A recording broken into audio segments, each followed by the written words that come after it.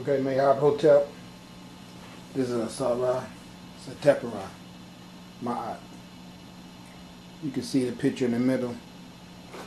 It says the picture of the god Osiris. For the people out there that don't know, the god Osiris is the Greek name for the god Asar. This picture right here is an old statue of the god Asar of ancient Kemet that was destroyed. It was actually broken. You can see the many cracks and all the fragments. Do you see where this thing was put back together? You see that? You see in the neck where it was broken completely off. You see right there where the head was completely severed off. Somebody hated this craftsmanship so much. Look at the damage they did to it. If you could look real good, there's a hole right there. There's a hole here. There's a hole there. One right there in the middle. You can see that, right? You can see how the face was made to have a quality of vanity. Is what we today will call an act of cross-dressing or homosexuality or female impersonation. But the whole emphasis of that was to show the awareness of this God concept in his mind of his woman energy, his female energy that was inside of him. He knew was the true energy of his overall encompassing existence. That's the reason for the extended eyelashes were to show knowledge of self, being both polarities, female and male. And this was just an adjustment of that to push the point. Right there, if you look real good, you can see little traces of green. This was actually the whole encompassing color of this statue when I found this online. When I found this picture online, it was green. I changed the hue to make it look more brown. I wanted it to look more like my face. The way you can't see, I'm trying to go there with the cursor, but it goes behind the picture, as you can see right there. So it disappears, but there's me here, as well as that's myself also, and as well as this being me in a past life. Now, what made me go look for this picture right here is because one day I was asleep, and the universe started speaking to me, and it told me, it said, when you get up, go online and look for a picture of yourself. You're going to find a picture of yourself that looks just like you. And I was like, okay, let me go do like I was instructed. And I never knew, though, that it was going to be this much of a resemblance. I never had any idea in my mind. It spooked the shit out of me when I saw that, right? So it's this girl that came over, this young lady came over here one day, and I was talking to her. And I said, you know what? I said, I was going online today to find a picture of God Asar, because last night I had a dream that told me to do it. And when I got up, I went and I looked for this picture of me. And look what I found. I showed her the picture and she couldn't take it. Her ass got up and ran out of here. I swear she did. She could not take it. She said, oh, hell no, that looked just way too much like you. She couldn't take it. She got up and bounced, because I had already been telling her about all the strange stuff that's been going on in my life. I told her about this shadow that attacked me in Los Angeles and started strangling me, and that I kicked it back. And then she was telling me some of the experiences that she have, and she on the same page stuff. She's a seer. She's a real young girl. She's melanated, and she is a seer. She has the same type of experiences that I do. But by her not studying and having true knowledge of herself, that those experiences are scary to her. I can understand, because that's how they were to me. Before I knew the overall encompassing of myself and who I was. Once I found all that out, the bizarreness of all these experiences and occurrences does not bother me anymore, because I can put some type of attachment to it to give it a reason for existence and to give it a power source of its existence. And so it's not really that complicated anymore because I recognize it to be just my overall encompassing energy of self.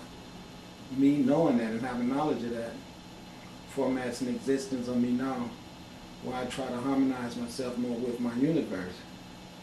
And since other people that live on this planet with me happens to be me and happens to be the universe, I share my knowledge of my experiences with other people, no matter how much it pisses them off. I say crazy shit like, you know, white women is going to be starting listening to melanated people more and stop listening to white men as much as they do. The reason why is because people is getting sick of bullshit. That's why I say that. Most of the garbage is based on white man hypocrisy around things that he implemented to keep control over people. And people is getting to the point now where they're tired of being used. And the reason why I single out white women more than anyone and say they're going to be the ones who put up most of the opposition toward this foolishness on the earth is because they're the ones who's victimized the most by it. And he say, now how can he say that shit when they're not in slavery and they don't look bullshit? Yes, they are. It's just real quiet. And a lot of people don't see it. But it's a lot of miserable people on this earth that's put to this misery under the disguise of what we call democracy and capitalism. It's no type of disguise at all. It's just the accepted realm, because going against it totally means failure, but going along with it means that you can get some food stamps. So I just want to show you guys that there's more to our universe and more to the way it functions other than capitalism. Now, let's get back to this statue. The reason why it was shot up like this and destroyed the way it was, it's synonymous with the same type of stuff you see black people, black men having to go through, black women also on this earth right to this day. It's because of the divine characteristics that this God possessed. This was a human. See, human, H-U-E. This picture, he was green though, because they always depicted him as the god of vegetation, because they were depicted as the first pair of humans that came from the earth. They appeared as green, and later, after breathing carbon for a long time, which is black, they changed their hue from green to black. That's a conceptualization of consciousness with us, the way we see ourselves. But still in all, what I mean by that, some people can actually think that they are actually white. And I mean, that's what I'm saying. It's how foolish that is to actually believe that you can be anything but a human, meaning something of substantiation of color, which starts at brown. So that means I can't say that I am a black man without cheating myself. The first way to address myself would be a earthling, a God man, or H-U-E, human, which would be synonymous with all color variations from brown to darker. Anything before that does not constitute being a hue. And people that's aware of that will not call themselves a human, they would call themselves a color, like white or yellow, and all that old foolishness. And then since they can identify themselves with being a color identification, of course they want to give that same identification of color to someone else. And that's how come black people ended up being black people without their own approval of that. There was centuries of time when we called ourselves descriptively as black people, but we never belonged to a nationality of black people. That's what happened. We got turned into a nationless people known as blacks. And since there's no land known as black, that means we have no land that you can call your own. This God right here was definitely out about making sure that that never happened to anyone on the planet. So he went around the whole planet and taught God wisdom, supreme wisdom, of how to treat your woman, because at the time there was people on the earth who saw their women as not being anything except women. I'm not going to have to say who that was. We all know where that type of foolishness comes from. This guy went around and educated all these people, taught them the right way to eat, the right way to think, and taught them how to build civilizations, taught them how to map out stars, taught them the proper way of grooming themselves and how to speak to God, taught them not to eat flesh, taught them to do away with homosexuality. He taught them to do away with a corrupt capitalism system. All these things was great. Everybody paid attention. Great cities were built. And then again, the desirers of iniquity and chaos and undeserved wealth decided that they wanted to reign. This guy had to leave.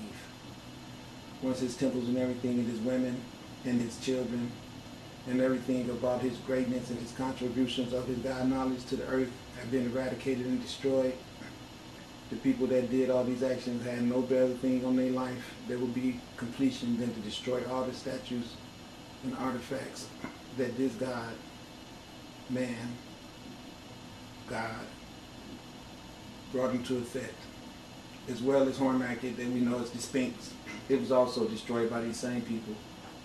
All the temples, all the statues, all the great cities, all the great knowledges, all of the contributions to mankind that was initiated from this great Asar God right here was all destroyed. The devil comes to kill, to steal, and destroy. And everything about this God right here, those actions I just described to you, was committed to this God by the European males with the help of their forced into submission females. And the reason why I say that is because it's true. I can show you real proof where the woman part of the Caucasian race were victimized so severely by the man that they, to this day, are in a psychotic trance of stagnant fear, just like the melanated woman. I can show you proof of that, but I'm not going to do that right now, but I will later, because I think it's important that I point out to everybody that this is not no shape, form, or fashion introduction to you of myself as one to come off as being a bigot, a sexist, a Black Panther, anything other than a God man is what I don't want you to see me as being. I came out here, used a bunch of profanity and all that stuff that I know for a fact I should not be utilizing. But the thing is that I did that for a purpose, because I don't want no one to be trying to think that I'm a person that walk around and think I'm better or high mighty, all right? Because I don't feel that way. Okay, I don't eat meat, and I know I'd be real stern about my conviction of people that eat meat, and the reason why is because I don't think you should be killing animals and eating them. And it's real simple. Something like that in my book is really, really wrong, and it's a great crime to both the animal and yourself, because if you kill to eat, the thing that you kill and eat will revenge itself by killing you from the inside out. And I know that. So you are doing the worst danger of all to yourself, because when you kill something to eat, even if you don't kill it, if you support it being killed by buying the flesh after someone else prepared it for you, they prepared it because you were coming to buy it. If you don't go buy it, they can't make a profit, so they wouldn't prepare it. So the reason I'm so hard on people that eat animals is because your contribution to the slaughter of animals is the reason now why the universe is deliberately showing us that I mistreated them. It's going to make them not be available to be mistreated by us anymore. She's slowly moving her spirit away from them all. State of cannibalism is right around the corner from all you people who like to eat meat. That's the reason why they're already getting you prepared for zombieism. They want you to really believe in your mind the concept of people walking around acting like zombies, biting people and shit. They even put it on the news for you to see already. But don't think about that. Think about the movies that you see where there's no more food on the earth. And then you have plans of people riding around to catch someone weaker than them. They be feasting on your ass tonight. Same thing you put in, same thing you get out. Where you done that a lot to all the animals on the planet, and you didn't find a problem with that. So when it comes around and you start becoming dinner to the same people that made dinner out of all the animals, you understand what I'm talking about. Just picture your ass landing with an apple in your mouth the next time you go to a feast and see the pig land on the table. Know that since you didn't find a problem with doing it to the pig, it's probably going to happen to you. Because it's murder. Thou shalt not kill means thou shalt not kill. And if you're killing the animal to eat it, and then by eating the animal you're killing yourself, now you're responsible for 2 deaths. And then you might even feed it to your children, which makes you responsible now for contributing to their deaths. Also for making them an accessory to a crime of murder.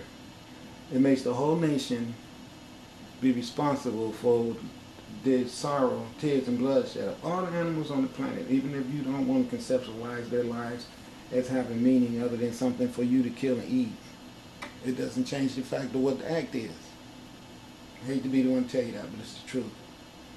So plenty of Christians come at me and say, well, don't you know God changed the rules when he told woo-woo-woo in a dream with the blanket and all the animals on it? And, you know, I think it was Saul or Paul, I don't know, but I'll tell you like this. The Bible is not going to be my source of permission to do shit my heart tells me I should not do. Okay? Real simple. Because the Bible will make you be an accessory to slavery and brainwashing and murder and theft and all that old crap if you listen hard enough to what the instructions of the Bible truly are. The instructions of the Bible are genocide. Hate to be the one to tell you that, but it's true. Okay, so I wanted to come out and show you these pictures in a unique connection with me and my antiquity and my claim of my immortality.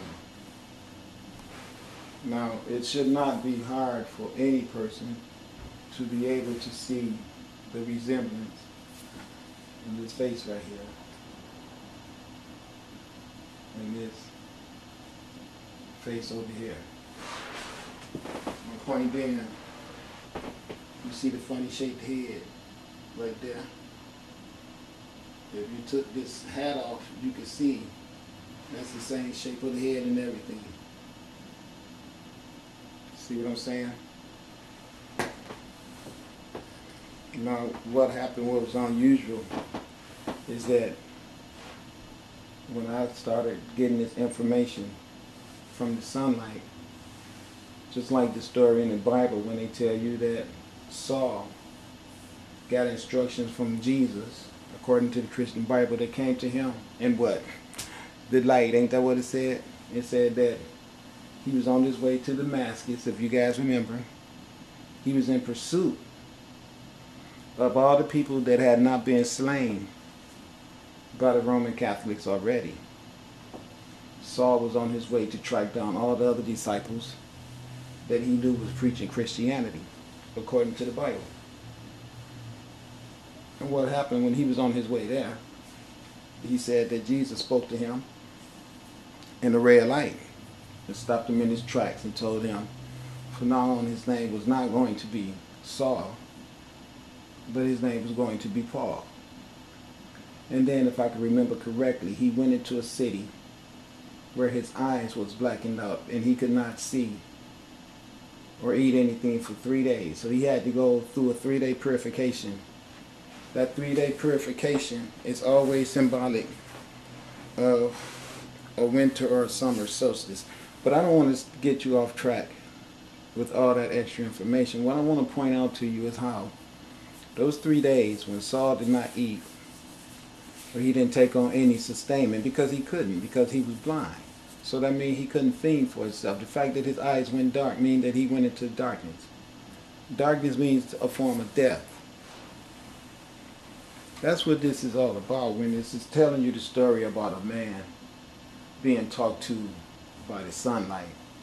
Now listen to how symbolic this is. The sunlight told Saul to change his ways and stop being in this light of oppressing Christians. Instead of oppressing Christians, you should be the person to come out here and preach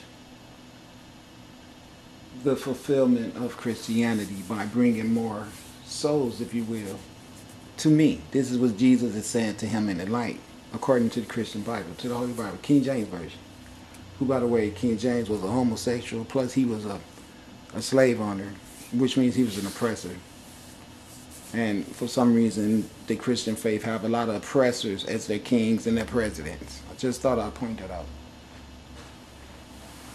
But anyway, Brother Saul got him some information from the light. They didn't tell you that the light was the sunlight. They just told you it was a light from God in the Bible. They like to, for some reason, cover up the fact that whenever they talk about the light of God, they mean the sunlight. They don't let you know that. I think it's because white skin have such a problem with receiving sunlight without it being some form of battle there. So they don't want you to understand their constant battle with the true source of all God energy, which is the sun. So they would tell you that it's the light, but they won't tell you it's the light of the S-U-N. They tell you it's the light of the S-O-N. So I just want to point that brainwash out so people can understand how this could be so confusing, yet simple and easy to explain. Okay, so the God of Sar is the one who was instructed by the sun to come to earth and wake all the people up. Now that'll be me. I've showed you how the green light made a path for me to come from the sunlight to the earth and talk to the people. So now, in conjunction with what Brother Saul, who turned into Paul, and remember my name is also Paul. I just thought I'd point that out. But anyway, Brother Saul claims to the world that one day he was on a mission to go commit crime and just murder up some Christians and just make their day real bad for loving no Jesus. But on the way, he was interrupted by Jesus. And Jesus came into him in the form of a light and said, yo, why is it that every time I see you, you harassing my followers? And he was like, no, man, it ain't like that. See, what it is that, and Jesus was like, check this. We ain't gonna go there. I'm gonna tell you like this. I am the true God. If you don't stop what you're gonna do, I'm gonna have to rough you up. Just to show you I ain't playing with you, I'm gonna blacken your eyes for 3 days. So he blackened his eyes for 3 days.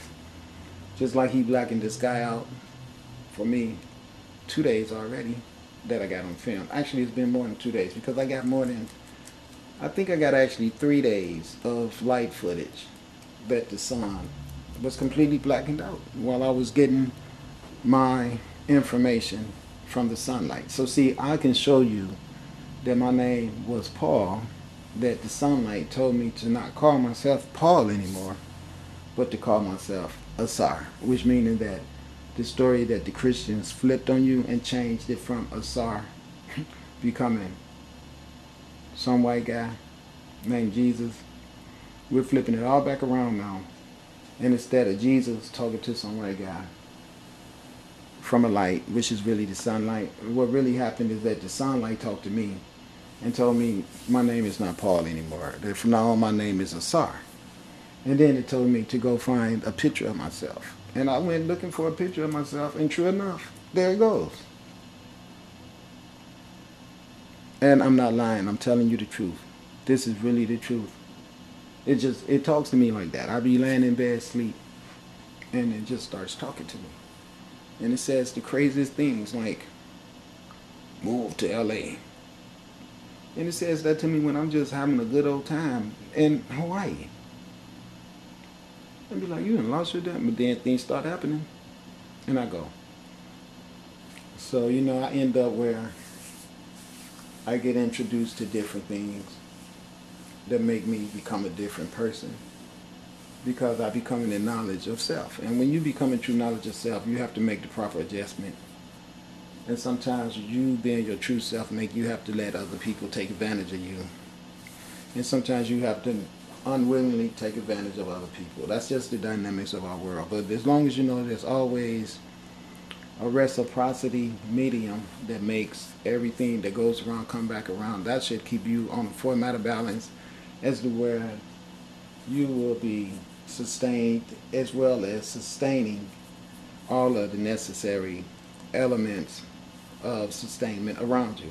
Because see, the weird thing about our universe is that there's no way for me to receive sustainment without giving sustainment if everything is in its proper balance. Because see, to give you proof of that is because here I go, a person is being instructed by the light, just like Saul says in the Bible, the light spoke to him and told him certain things to do. Well, when the light started speaking to me, it started telling me certain things to do, and every time I listen to it and follow it, it gives me cooperation of it being who it says it is.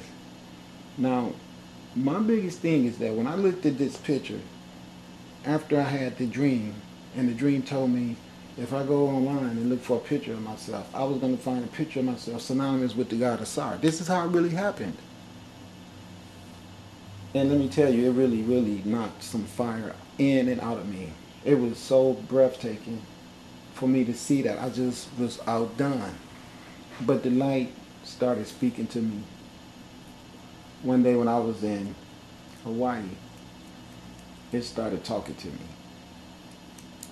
And it started telling me things about myself. And it started telling me who I was. And it started telling me that I was a very important, special person that was sent to Earth with a very important mission to do.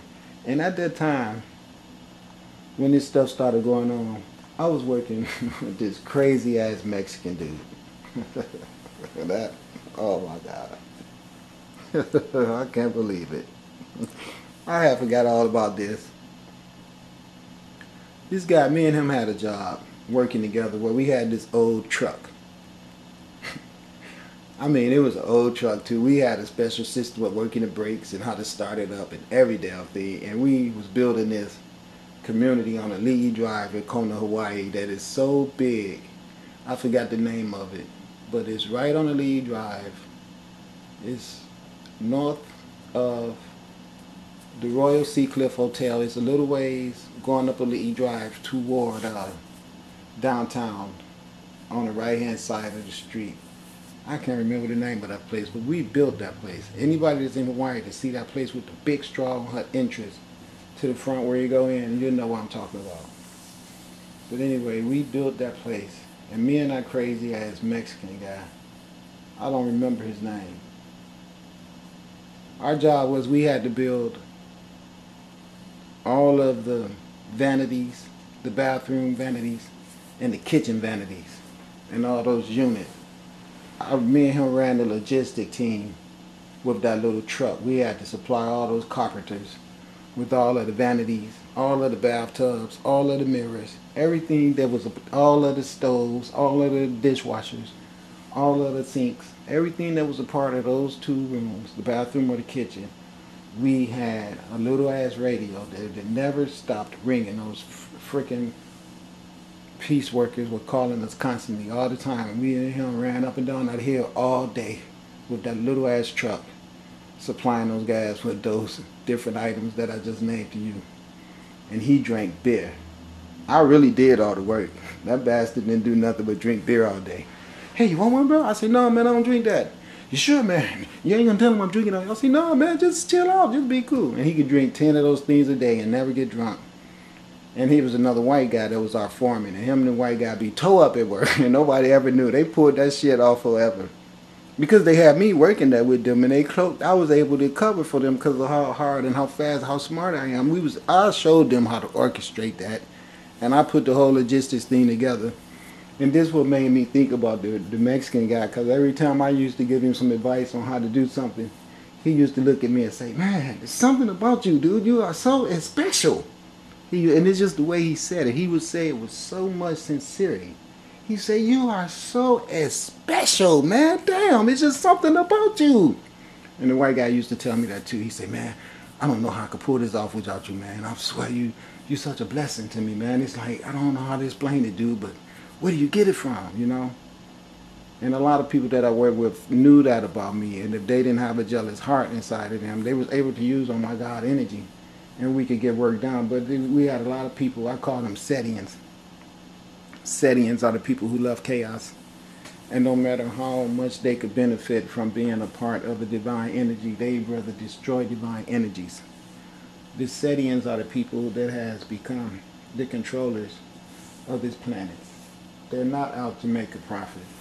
They're out to make a world of doom and gloom and sorrow, tears and bloodshed. It's not about money and profit, because if it was, they would keep a divine society that could really flourish and be based on genuine reciprocity that will always bring more profit. When you have a nation of people that are flourishing mentally, all right, and physically, I mean, they will have no need for material wealth, because they will know the truth wealth is good health, and good mental health always produces good physical health. So a society that knows that would have their priorities in order, which means that you will not produce machinery that will pollute the air, that will in turn pollute your body. So see, when you have someone that does not do anything to stagnate that type of occurrence in a society, this is proof that you have someone who's not grasping any type of tools that's going to erect any type of foundation that'll be based on supporting your main or your best interest. The necessities of your survival will be the last thing on the list, if they're even included, of people who does not have a problem with perpetuating the description I just gave you. We have a world that is so quick to not supply medical help to poor people, but real quick to lock poor people's asses up in prison. So you can see that we have a system that makes a profit off of creating poverty. Now, when you see me in this picture with this suit on, okay, I'm talking about the brown one.